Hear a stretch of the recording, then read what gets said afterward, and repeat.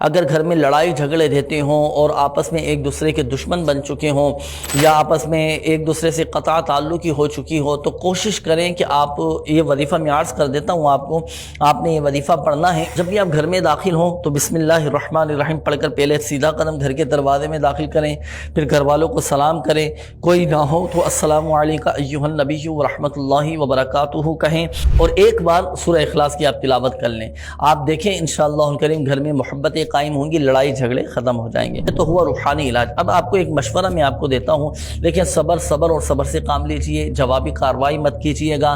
بعض اوقات جب ہم جذبات میں آ جاتے ہیں، غصے میں آ جاتے ہیں، تیش میں آ جاتے ہیں، لڑائی جھگڑا کرنا شروع کر دیتے ہیں تو معاملات اور بگڑ جاتے ہیں۔ برداشت پیدا کریں، صبر و تحمل کے ساتھ اپنے معاملات کو لے کر چلیں، اچھے وقت کا انتظار کریں۔